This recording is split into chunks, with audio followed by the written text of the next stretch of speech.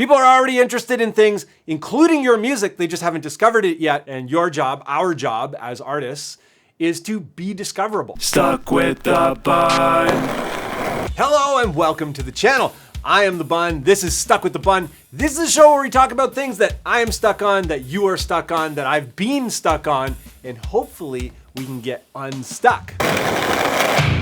If you enjoy this video, hit the like button. If you enjoy the channel, it'd be rad if you hung out and subscribed. Today's show is all about getting online as a musician. I have tons of music friends who previously relied on touring and gigging to make their music life a reality.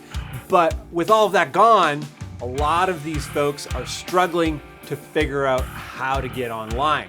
Before we get into that, I'd like to thank DistroKid for sponsoring today's episode. DistroKid makes it easy, affordable, and fast to get your music out onto all the biggest platforms. We'll talk a little bit more about DistroKid as we get into things because it's very relevant to today's topic. Our path and process could consist of social media, email, streaming platforms and digital stores, fan funding platforms, and a website. Could consist of all of those things or a few of those things. Fan funding platforms are a different beast and they fit into all of this in a strange way. So for the sake of a clear show, clear ideas presented, we're gonna cover that another day, if at all. Choosing a process and flow of all of this that is relevant, comfortable, and enjoyable to who you are and what you're doing creatively is very important. Probably one of the most important things to understand is you don't get to choose your fans choose you. That said, there are tons of folks who are already interested or curious in any given thing, including what you have to offer. They have just yet to discover it, and your job, our job as artists, is to be discoverable. So what are we doing?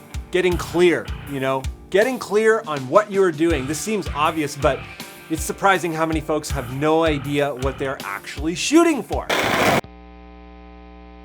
Having a sort of checklist that you can apply to your effort and tools really helps to determine where your focus should be and how everything works together. So it consists of discoverable, accessible, interactive, and supportable.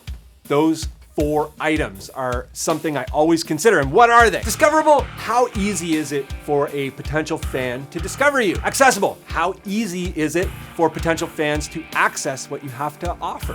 Before they can become a fan, they have to access what they become a fan of. Interactive, how easy is it to communicate with fans or fans to communicate with you? And finally, supportable, how easy is it for fans to support you? First thing on the list is social media, which is sort of the last thing that you do, but the first thing to consider. For a lot of people, social media is this very weird thing. You got to kind of make peace with it. There are no rules to social media. You can use it however you want. You can be as creative with it as you want. For me, the way that I look at social media is discovery, story, conversation, and conversion. Discovery. What is discovery in relationship to social media? It's a place where people can find and follow things that they are interested in. People are already interested in things, including your music. They just haven't discovered it yet. Story. We share the highlights, pitfalls, and experiences of our journey in relationship to that topic that people are already interested in. So if they discover it, they're gonna follow your story. They're interested in your story. And then conversation. We interact with those who respond to the story that we share. Conversion.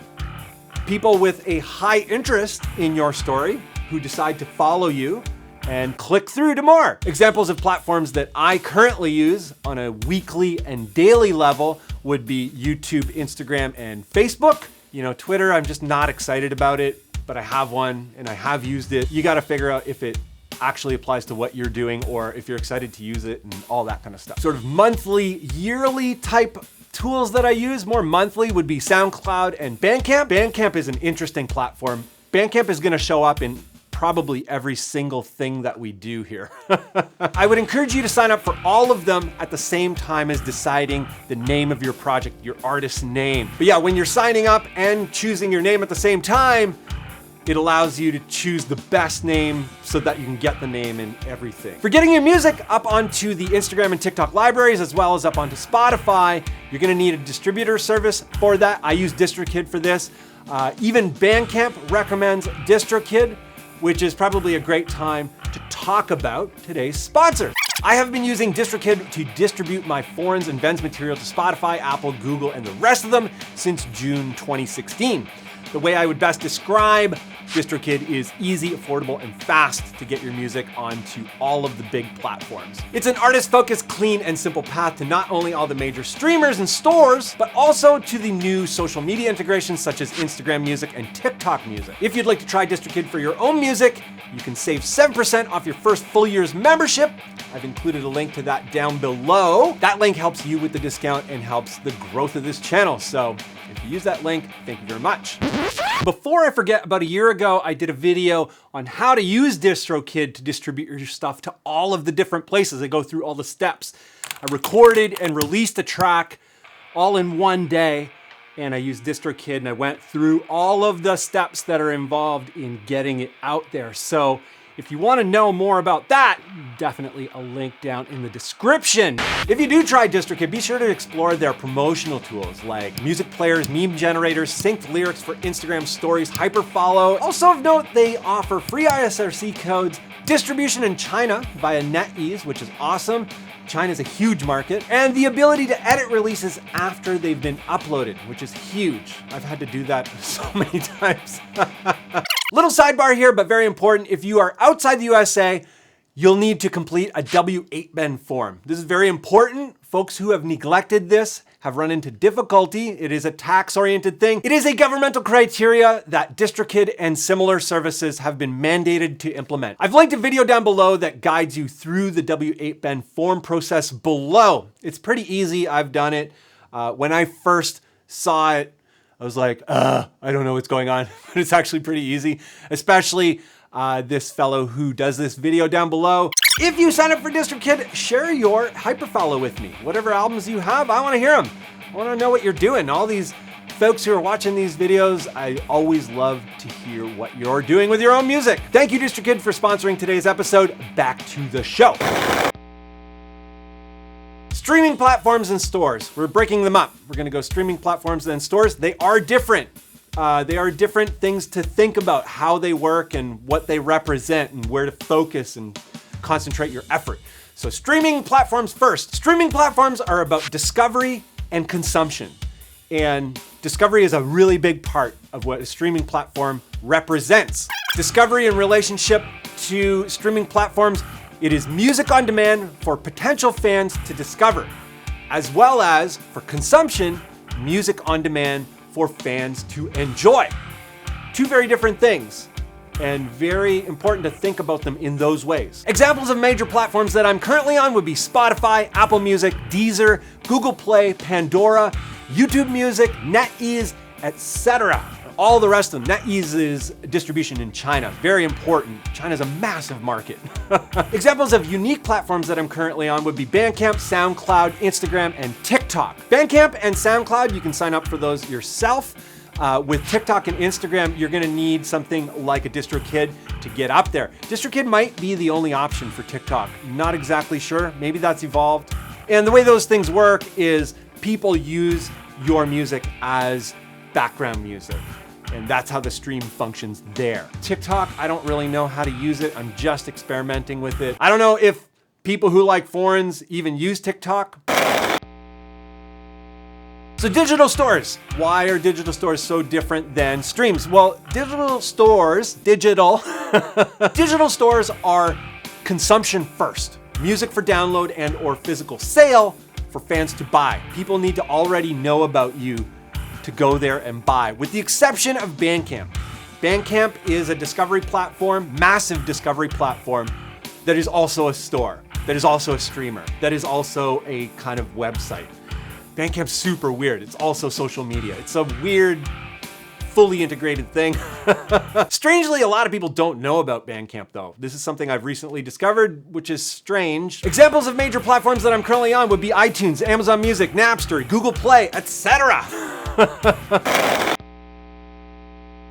So next thing is website. Do you need a website? Maybe you do, maybe you don't. You probably need something. Website gets the least amount of visitors. You have to drive traffic there. They have to know that it's already there and want to go there. But the kinds of visitors that go to a website are the most important kinds of visitors. Usually they are fans and industry people and press, all that kind of stuff. What is a website for? It's for consumption of things, music, merch, etc., for sale, for download, for stream, etc. It is for story. You know, we share our story, or a deeper part of our story, maybe our bio, our professional story. Thinking about that in terms of resources, it is a place for resources. More in-depth info for fans, press, industry, etc. I use Bandzoogle for that. There are lots of options to build websites. I used to code it all myself. Every single part of it, I would code line by line. I got sick of that and I started using Bandzoogle. Bandzoogle for me offers all of the music stuff. It is a music specific website service. Highly suggested. If you want to check out Bandzoogle, you can check it out down below. I have a link to that. Alternatively, you could use Bandcamp as your website in the beginning. Bandcamp also supports some minor page styling kind of stuff, like you make it look nice. So it can be the perfect sort of early presence on the web. It should facilitate at least most of what you need at the first bit of your artist effort. The last thing on this list is email. I know you're rolling your eyes. You're like, oh, email, it's so boring. Honestly, email can be both fun and kind of fruitful. I was not excited about email when I very first got into all of this. Thinking about, story, conversation, and conversion. These elements, like what is email all about? Email is about story, conversation, and conversion. So being able to sort of tell your story a little bit more one-on-one and maybe in a more concentrated way. This is the whole thing that happened this month. Here's the story. And you can choose to do whatever you want with it.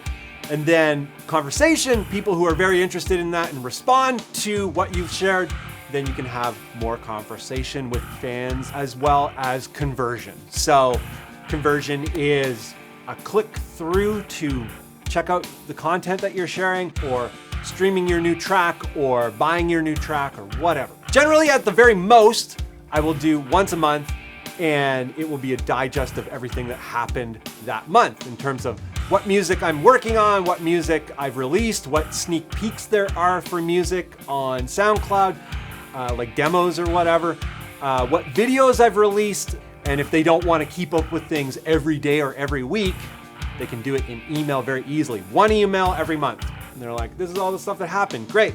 Thanks, Bun. I use Bandzoogle for my email stuff. It has all of that built in. Bandzoogle is amazing. It has all the tools you need in your website. As a band website, as a musician, it's everything you need built in. And can't recommend it enough. If you found this video helpful, maybe hit that like button. If you love this channel, subscribe and hang out. You can find all the links down below. Thanks again to DistroKid for sponsoring today's video. They have been instrumental in helping me to transform my music into a business. Yeah, if you want to try DistroKid, like I say, there's a link down below. You get 7% off your first whole year. It's awesome. It gets you everywhere.